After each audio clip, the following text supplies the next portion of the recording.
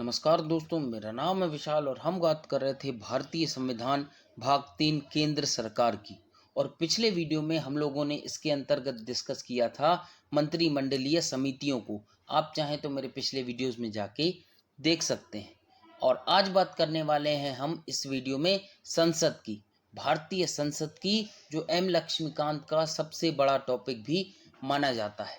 तो चलिए वीडियो की शुरुआत करते हैं। तो वीडियो शुरू करने से पहले यदि आपने हमारे चैनल को अभी तक सब्सक्राइब नहीं किया है तो हमारे चैनल को सब्सक्राइब करें। चलिए शुरुआत करते हैं, बात करते हैं संसद की, पार्लियामेंट की। संसद केंद्र सरकार का एक विधायी अंग है। संसदीय प्रणाली जिसे सरकार का वेस्टमिंस्टर मॉडल भी बोला जाता है, ये अपनाने के कारण है भारतीय लोकतांत्रिक व्यवस्था में संसद एक विशिष्ट व केंद्रीय स्थान रखती है। इसे वेस्टमिंस्टर मॉडल क्यों बोला जाता है? क्योंकि भैया यूके में एक जगह है वेस्टमिंस्टर, वहां पर ब्रिटेन की पार्लियामेंट मौजूद है। इसलिए भारत के मॉडल को भी वेस्टमिंस्टर मॉडल बोला जाता है, क्योंकि उन्होंने हम पे राज किया है और भारत की व्यवस्था कुछ तरह से ब्रिटेन के जैसी है।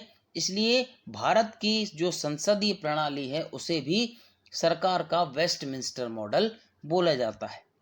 ठीक, संविधान के 5वें भाग के अंतर्गत अनुच्छेद 79 से 122 में संसद के गठन, संरचना, अवधि, अधिकारियों, प्रक्रिया, विशेषाधिकार व शक्ति आदि के बारे में बताया गया है, वर्णन किया गया है।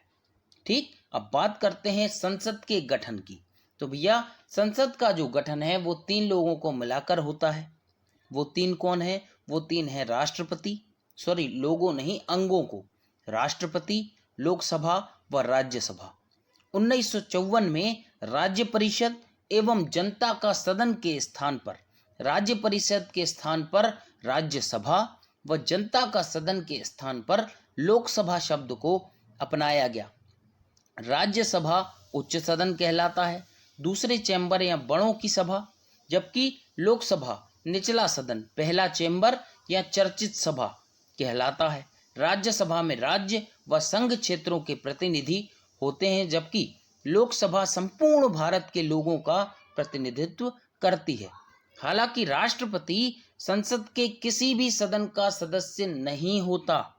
ध्यान रखिएगा, राष्ट्रपति संसद के किसी भी सदन का सदस्य नहीं होता और ना ही वह संसद में बैठता है, लेकिन राष्ट्रपति संसद का अभिन्न अंग है।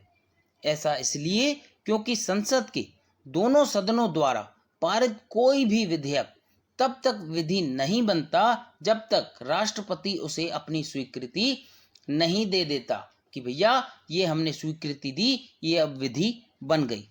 राष्ट्रपति संसद के कुछ चुनिंदा कार्य भी करता है। उदाहरण जैसे राष्ट्रपति दोनों सदनों का सत्र आहूत करता है, ठीक, सत्रावसान करता है, लोकसभा को विघटित कर सकता है। जब संसद का सत्र ना चल रहा हो तो वह अध्यादेश जारी कर सकता है। अब बात करते हैं राज्यसभा के गठन की। हमारी संसद का एक सदन राज्यसभा है, जिसे अंग्रेजी में काउंसिल ऑफ स्टेट्स कहा जाता है। इसकी संरचना प्रायः वैसी होती है जैसी इंग्लैंड में हाउस ऑफ लॉर्ड्स की। थोड़ी बहुत मात्रा में इसे अमेरिकी कांग्रेस के द्वितीय सदन सीनेट के समकक्ष भी माना जाता है। ठीक, अब बात करते हैं राज्यसभा के गठन की। संविधान के अनुच्छेद 80 में राज्यसभा के गठन से संबंधित प्रावधान दिए गए हैं। इसके अनुसार राज्यसभा के सदस्यों की अधिकतम संख्या 250 हो सकती है। हालांकि वर्तमान में यह 245 है, 245 है। इनमें से 12 सदस्य राष्ट्रपति द्वारा मनोनीत, नॉमिनेट किए जाते हैं, जिन्हें साहित्य, विज्ञान, कला या समाज सेवा के संबंध में विशेष ज्ञान या व्यवहारिक अनुभव होता है। शेष सदस्य जो 238 हो सकते हैं, किंतु वर्तमान में 233 हैं, निर्वाचित होते हैं। सभी संघ राज्य क्षेत्रों, यूनियन टेरिटरीज को राज्यसभा में प्रतिनिधित्व नहीं दिया गया। संविधान के 7वें संविधान संशोधन अधिनियम 1956 के द्वारा यह व्यवस्था की गई है कि राज्यसभा में संघ राज्य क्षेत्रों के प्रतिनिधि ऐसी रीति से चुने जाएंगे जो संसद विधि द्वारा निश्चित करे।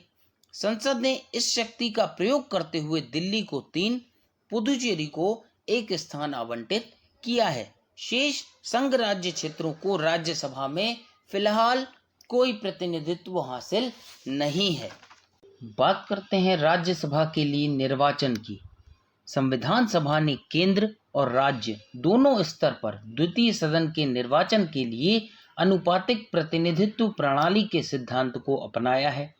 यह पद्धति भारत में राष्ट्रपति और उपराष्ट्रपति के चुनावों में भी लागू होती है तथा राज्यसभा और विधान परिषदों के चुनाव में भी यही पद्धति लागू होती है। इसके तहत राज्यों की विधानसभाओं के निर्वाचित सदस्य मनोनीत सदस्य नहीं, अनुपातिक प्रतिनिधित्व पद्धति द्वारा एकल संक्रमणीय मत के आधार पर राज्यसभा के सदस्यों का चयन करते हैं। लोक प्रतिनिधित्व अधिनियम 1951 के अंतर्गत चुनाव की यह पद्धति विस्तार पूर्वक समझाई गई है। बात करते हैं राज्यसभा की सदस्यता की शर्तों की। उम्मीदवार भारत का नागरिक हो, 30 साल से कम ना हो, किसी लाभ के पद पर ना हो, प्रत्याशी को दिवालिया या विकृत मस्तिष्क का नहीं होना चाहिए। यदि संसद विधि द्वारा कुछ और योग्यताएं निर्धारित करे तो जरूरी है कि उम्मीदवार उन योग्यताओं को भी धारण करता हो। ठीक, यदि कभी यह प्रश्न उठता है कि कोई प्रत्याशी राज्यसभा का चुनाव लड़ने के लिए योग्य है या नहीं, तो यह प्रश्न राष्ट्रपति को सौंपे जाने का नियम है। राष्ट्रपति चुनाव आयोग की सिफारिश के आधार पर जो निर्णय देता है वह इस संबंध में अंतिम निर्णय माना जाता है। ठीक, अब बात करते हैं राज्यसभा तथा उसके सदस्यों का कार्यकाल। जहां तक राज्यसभा के कार्यकाल का प्रश्न है, यह एक स्थायी सदन है। स्थायी सदन कहने का अर्थ यह है कि राज्यसभा का विघटन कभी नहीं होता। ठीक, इसका विघटन नहीं हो सकता। लोकसभा हर 5 वर्ष के बाद विघटित हो जाती है, फिर से चुनाव होते हैं, पर राज्यसभा कभी विघटित नहीं होती। ठीक, कि राज्यसभा के सदस्य कभी सेवानिवृत्त नहीं होते, उनका कार्यकाल निश्चित होता है। प्रत्येक सदस्य 6 वर्षों के लिए चुना जाता है, जो कि अमेरिका और ऑस्ट्रेलिया के सीनेटर के कार्यकाल के बराबर होता है। प्रत्येक 2 वर्ष के बाद 1/3 सदस्य सेवानिवृत्त हो जाते हैं। अपना पद हर 2 साल के बाद 1/3 सदस्य छोड़ देते हैं तथा उतने ही नए सदस्यों का निर्वाचन हो जाता है। ना तो सभी सदस्य एक साथ सेवानिवृत्त होते हैं, ठीक, और ना ही सभी सदस्यों का निर्वाचन एक साथ किया जाता है। कौन से सदस्य कब सेवानिवृत्त होंगे, इसका निर्धारण राज्यसभा आदेश 1952 के अनुसार किया जाता है। यह आदेश लोक प्रतिनिधित्व अधिनियम 1951 के अंतर्गत राष्ट्रपति को दी गई शक्तियों के अधीन जारी किया गया था। ठीक, बात करते हैं राज्यसभा के पदाधिकारियों की। राज्यसभा में प्रमुख 2 पदाधिकारी होते हैं, सभापति तथा उपसभापति। भारत का उपराष्ट्रपति ही राज्यसभा का पदेन सभापति होता है, हालांकि वह राज्यसभा का सदस्य नहीं होता। ठीक, राज्यसभा अपने सदस्यों में से किसी एक को उपसभापति के तौर पर निर्वाचित करती है। जब उपराष्ट्रपति राष्ट्रपति की भूमिका का निर्वाह कर रहा होता है या किसी अन्य कारण से राज्यसभा से अनुपस्थित होता है, उस समय उपसभापति सभापति की भूमिका निभाता है। उपसभापति का स्थान भी यदि खाली हो तो राष्ट्रपति राज्यसभा के किसी सदस्य को उसके कर्तव्यों के पालन के लिए नियुक्त करता है। राज्यसभा के सभापति तथा उपसभापति को भारत की संचित निधि से वेतन दिया जाता है। इन दोनों को पद का निर्वाह करते समय वे सभी अधिकार प्राप्त होते हैं जो सदन की कार्यवाही समुचित रूप से चलाने के लिए जरूरी है, जैसे सदस्यों को अपने विचार प्रस्तुत करने की अनुमति देना कि भैया आप अपने विचार प्रस्तुत करो, मतदान कराना, उसका निर्णय सुनाना, कार्यप्रणाली से संबंधित विचारों पर फैसला देना और जरूरत पड़ने पर यदि आवश्यक है तो निर्णायक मत देना। ठीक। और राज्यसभा के सभापति अर्थात उपराष्ट्रपति को पद से हटाने के लिए ये आवश्यक है कि राज्यसभा में इस आशय का प्रस्ताव कम से कम 14 दिन पूर्व सूचना के साथ रखा जाए। अब बात करते हैं राज्यसभा के कार्यों की और उसकी शक्तियों की। राज्यसभा के पास लोकसभा की तुलना में कम शक्तियां हैं, लेकिन उसे भारतीय राज्य व्यवस्था के संचालन में महत्वपूर्ण स्थान प्राप्त है। इसकी प्रमुख शक्तियां निम्नलिखित हैं। जैसे पहली, विधायी कार्य एवं शक्तियां। गैर वित्तीय विधेयकों में राज्यसभा को उतनी ही शक्तियां प्राप्त हैं जितनी लोकसभा को। ऐसे विधेयक किसी भी सदन में शुरू किए जा सकते हैं। गैर वित्तीय यानी जिनका किसी धन से कोई संबंध नहीं है और दोनों सदनों की सहमति के बाद ही वे कानून बनते हैं। ठीक। दूसरा, धन विधेयकों के मामले में राज्यसभा को सिर्फ इतनी शक्ति प्राप्त है कि वह 14 दिनों के भीतर विचार करके अपनी राय लोकसभा को भेज दे। उसकी राय को मानना या ना मानना लोकसभा की इच्छा पर निर्भर करता है। ठीक। इन्होंने भैया 14 दिन में अपनी राय भेज दी, अब माने वो चाहे ना माने। अब बात करते हैं तीसरे की, संविधान संशोधन विधेयकों के मामले में राज्यसभा की शक्तियां लोकसभा के बराबर हैं। संविधान संशोधन के लिए यह आवश्यक है कि संबंधित विधेयक दोनों सदनों द्वारा अलग अलग कुल सदस्य संख्या के बहुमत तथा उपस्थित एवं मतदान करने वाले सदस्यों के 2/3 बहुमत से पारित किया जाए। ठीक। और ध्यान रखने योग्य बात यह है कि संविधान संशोधन विधेयक के मामले में संयुक्त बैठक का प्रावधान नहीं है। ठीक। ये क्वेश्चन अक्सर डायरेक्ट पूछ लिया जाता है। बात करते हैं विशिष्ट कार्य एवं शक्तियों की। राज्यसभा को 2 ऐसे विशिष्ट अधिकार प्राप्त हैं जो लोकसभा के पास नहीं हैं। ये दोनों शक्तियां राज्यसभा को इसलिए दी गई हैं क्योंकि इनका संबंध देश के संघात्मक ढांचे से है। ये शक्तियां हैं, अनुच्छेद 249 के तहत राज्यसभा को यह अधिकार है कि वह उपस्थित और मतदान करने वाले 2/3 सदस्यों के बहुमत से राज्य सूची में शामिल किसी विषय को राष्ट्रीय महत्व का घोषित कर सकती है। ऐसा किए जाने पर संसद को राज्य सूची के उस विषय पर कानून बनाने का अधिकार प्राप्त हो जाता है। अब बात करते हैं अनुच्छेद 312 की।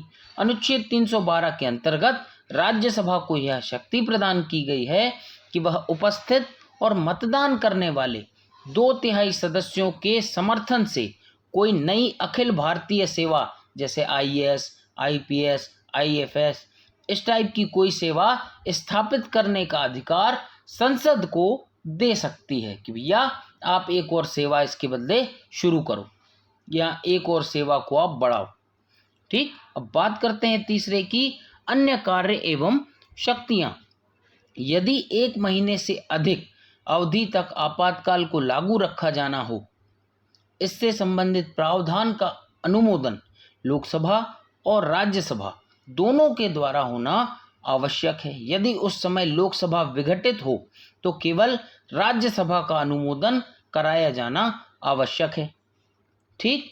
राज्यसभा अविश्वास प्रस्ताव लाकर सरकार को गिरा तो नहीं सकती, लेकिन संविधान में मंत्रिपरिषद को लोकसभा के प्रति उत्तरदायी बनाया गया है, किंतु राज्यसभा के सदस्य मंत्रियों से विभिन्न प्रश्न और पूरक प्रश्न पूछ सकते हैं तथा परोक्ष रूप से उन पर समुचित कार्य करने का दबाव बना सकते हैं कि भैया आप ये कार्य करें। ठीक। राज्यसभा के निर्वाचित सदस्य राष्ट्रपति के निर्वाचक मंडल का हिस्सा बनते हैं। राज्यसभा के सदस्य लोकसभा सदस्यों के साथ मिलकर उपराष्ट्रपति का चुनाव करते हैं। उपराष्ट्रपति को हटाने का प्रस्ताव राज्यसभा में ही शुरू किया जा सकता है। ठीक। जो कि राष्ट्रपति है उसको हटाने का जो प्रस्ताव है वो दोनों सदनों से शुरू किया जा सकता है, लेकिन उपराष्ट्रपति को जो हटाने का प्रस्ताव है वो केवल राज्यसभा में ही शुरू किया जा सकता है। ठीक, राष्ट्रपति के महाभियोग तथा सर्वोच्च न्यायालय व उच्च न्यायालयों के न्यायाधीश तथा कुछ अन्य संवैधानिक पद अधिकारियों को उनके पद से हटाने के लिए संसद के दोनों सदनों की सहमति आवश्यक होती है। ठीक, अब बात करते हैं लोकसभा की। अभी तक बात की हमने राज्यसभा की, अब बात करते हैं लोकसभा की। और राष्ट्रपति की बात हम इसके 2-4 वीडियो पहले बात कर चुके हैं, आप चाहें तो मेरा पिछला वीडियो जाके देख सकते हैं। अब बात करते हैं लोकसभा की। संसद का लोकप्रिय सदन लोकसभा कहलाता है, जिसे अंग्रेजी में हाउस ऑफ द पीपल नाम दिया गया है। इसकी संरचना मोटे तौर पर वैसी है जैसी इंग्लैंड में हाउस ऑफ कॉमन्स की है। कुछ दृष्टियों से इसे अमेरिका की प्रतिनिधि सभा के समान भी माना जा सकता है। ठीक, बात करते हैं लोकसभा के गठन की। संविधान के अनुच्छेद 81 में लोकसभा के गठन से संबंधित प्रावधान किए गए हैं। कुछ अन्य अनुच्छेदों से भी लोकसभा के गठन के निर्देश प्राप्त होते हैं। इनके अनुसार लोकसभा में अधिकतम 552 सदस्य हो सकते हैं, जिनका वर्गीकरण इस प्रकार से है। पहला, सभी राज्यों के कुल प्रतिनिधि 530 से अधिक नहीं हो सकते, ये लिखा गया है अनुच्छेद 81 में। संघ राज्य क्षेत्रों के प्रतिनिधि 20 से अधिक नहीं हो सकते, ये भी लिखा गया है अनुच्छेद 81 में। यदि राष्ट्रपति की राय में आंग्ल भारतीय समुदाय का प्रतिनिधित्व पर्याप्त नहीं है तो उस समुदाय के अधिकतम 2 सदस्य लोकसभा के लिए मनोनीत कर सकता है। कौन? राष्ट्रपति। ये लिखा गया है अनुच्छेद 331 में। इस प्रकार लोकसभा की अधिकतम सदस्य संख्या 552 है। वर्तमान में यह संख्या 543 है, जिसमें 530 सदस्य राज्यों से हैं तथा 13 सदस्य संघ राज्य क्षेत्रों से। यदि राष्ट्रपति 2 आंग्ल भारतीय सदस्यों को मनोनीत करे तो यह संख्या 545 हो जाती है। बात करते हैं लोकसभा के चुनाव की। लोकसभा के लिए जो चुनाव होते हैं उनमें 4 सिद्धांतों को अपनाया जाता है। पहला, प्रादेशिक प्रतिनिधित्व प्रणाली। इसका अर्थ है कि पूरे देश को भिन्न भिन्न भौगोलिक क्षेत्रों में बांट दिया जाएगा ताकि सभी क्षेत्रों को पर्याप्त प्रतिनिधित्व लोकसभा में मिल सके। ठीक। दूसरा, एकल सदस्यीय निर्वाचन क्षेत्र। इसका अर्थ है कि लोकसभा के प्रत्येक निर्वाचन क्षेत्र से एक ही प्रतिनिधि चुना जाएगा, एक से अधिक नहीं। ठीक। तीसरा, प्रत्यक्ष निर्वाचन। इसका अर्थ है कि प्रत्यक्ष निर्वाचन क्षेत्र में जनता सीधे तौर पर अपने प्रतिनिधि का चुनाव करेगी। अनुच्छेद 326 में स्पष्ट किया गया है कि राज्यों के प्रतिनिधियों का चुनाव वयस्क मताधिकार के आधार पर राज्य की जनता करेगी। ठीक। अब बात करते हैं चौथे की और आखिरी सिद्धांत की। सबसे पहले खंबा छूने की पद्धति, इसे इंग्लिश में first past the post system कहा जाता है और इसका अर्थ है कि जिस प्रत्याशी को चुनाव में सबसे अधिक मत प्राप्त होंगे वह विजयी घोषित होगा। इस पद्धति में चुनाव जीतने के लिए किसी निर्धारित कोटे तक पहुंचना आवश्यक नहीं होता। ऐसा भी हो सकता है कि कुल वैध मतों से सिर्फ 10 से 15% वोट लेकर प्रत्याशी जीत जाए। ठीक। अब बात करते हैं लोकसभा की शक्तियों की तथा उसके कार्यों की। पहला, विधायी शक्तियां। लोकसभा को कानून निर्माण से संबंधित शक्तियां दी गई हैं। पहला, लोकसभा प्रायः सभी प्रकार के विधेयकों के मामले में राज्यसभा के समान या उससे ज़्यादा शक्तियां रखती है, जैसे धन विधेयक में अनुच्छेद 110 तथा वित्तीय विधेयक सिर्फ लोकसभा में ही प्रस्तावित किए जा सकते हैं। ठीक। और राज्यसभा की शक्तियां इन मामलों में कम हैं। संविधान संशोधन विधेयकों के मामले में दोनों सदन बराबर हैं, किंतु व्यवहारिक तौर पर ऐसे विधेयक लोकसभा में ही प्रस्तुत किए जाते हैं। ठीक। दूसरा, किसी विधेयक पर दोनों सदनों में गतिरोध हो जाने पर संयुक्त बैठक बुलाए जाने का प्रावधान है। ठीक, यह प्रावधान धन विधेयक तथा संविधान संशोधन विधेयक को छोड़कर शेष विधेयकों में लागू होता है। ठीक, अब बात करते हैं कार्यपालिका पर नियंत्रण की शक्ति की। कार्यपालिका अर्थात सरकार पर लोकसभा का प्रभावी नियंत्रण होता है। मंत्रिपरिषद उसी समय तक कार्य कर सकती है जब तक उसे लोकसभा का विश्वास हासिल हो। ठीक, अब बात करते हैं वित्तीय शक्तियों की। वित्तीय मामलों में लोकसभा के पास अत्यधिक शक्तियां हैं, जैसा कि मैंने पहले भी बताया। धन विधेयक सिर्फ लोकसभा में ही प्रस्तावित होगा। ठीक, और उनके पारित होने में भी लोकसभा की प्रभावी भूमिका है, जबकि राज्यसभा की भूमिका नाम मात्र की है कि भैया आपके पास भेज देंगे, आप उसे 14 दिन रखना, आप भेज देना वापस अपनी राय देके, फिर उसको हम माने चाहे ना माने। ठीक, अब बात करते हैं अन्य शक्तियों की तथा कार्यों की। लोकसभा को कई अन्य कार्य भी हैं, जैसे वह राष्ट्रपति तथा उपराष्ट्रपति के निर्वाचन में भाग लेती है तथा राष्ट्रपति के खिलाफ महाभियोग प्रस्ताव प्रस्तुत कर सकती है। ठीक, यदि राज्यसभा उपराष्ट्रपति अर्थात अपने सभापति को पद से हटाने के लिए प्रस्ताव पारित कर दे तो लोकसभा के अनुमोदन से ही उसे हटाए जाने की प्रक्रिया पूरी होगी। ठीक, तीसरा, सर्वोच्च न्यायालय या उच्च न्यायालयों के न्यायाधीशों को पद से हटाने का प्रस्ताव पारित करने के लिए भी लोकसभा की सहमति आवश्यक है, जरूरी है। ठीक, अब बात करते हैं लोकसभा की अवधि की। लोकसभा की अवधि इंग्लैंड के हाउस ऑफ कॉमन्स की तरह 5 साल की है। 5 साल के कार्यकाल की गणना लोकसभा के प्रथम अधिवेशन की तारीख से की जाती है।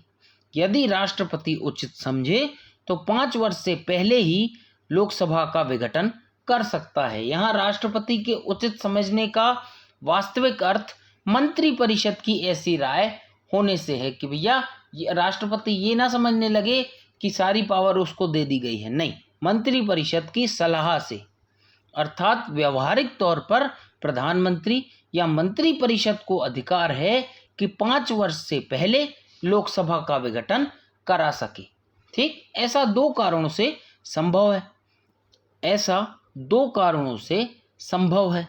यदि लोकसभा में कोई भी दल या गठबंधन स्थिर सरकार ना दे पा रहा हो और नए चुनाव कराना जरूरी हो जाए। दूसरा, कुछ ऐसी परिस्थितियां पैदा हो जाएं कि प्रधानमंत्री को राष्ट्र से नया जनादेश लेने की जरूरत महसूस हो। ठीक, तो अब बात करते हैं हम लोकसभा के पदाधिकारियों की। लोकसभा में प्रमुख 2 अधिकारी होते हैं, अध्यक्ष तथा उपाध्यक्ष। संविधान के अनुच्छेद 93 से 97 तक इनसे संबंधित प्रावधान है और इन दोनों के अलावा एक पैनल भी गठित किया जाता है जो आवश्यकता पड़ने पर इन अधिकारियों के कर्तव्यों का निष्पादन करता है। ठीक, अब बात करते हैं अध्यक्ष की तथा उपाध्यक्ष की। लोकसभा के सदस्य अध्यक्ष तथा उपाध्यक्ष को अपने में से ही चुनते हैं। ठीक, राज्यसभा का सभापति अर्थात उपराष्ट्रपति राज्यसभा का सदस्य नहीं होता, किंतु लोकसभा का अध्यक्ष लोकसभा का सदस्य होता है। प्रत्येक आम चुनाव के पश्चात राष्ट्रपति द्वारा निर्धारित दिन लोकसभा अपने अध्यक्ष का चुनाव करती है और उपाध्यक्ष का चुनाव अध्यक्ष द्वारा निर्धारित तारीख पर होता है।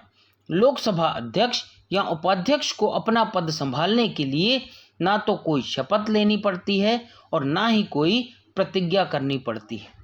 ठीक, अब बात करते हैं पदावधि तथा हटाए जाने की प्रक्रिया की।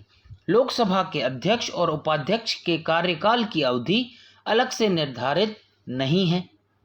ठीक, साधारण स्थितियों में वे अपने पदों पर तब तक बने रहते हैं जब तक लोकसभा का विघटन नहीं हो जाता, किंतु कुछ परिस्थितियां ऐसी हो जाती हैं जब वे लोकसभा की अवधि के दौरान ही अपने पद से मुक्त हो जाएं।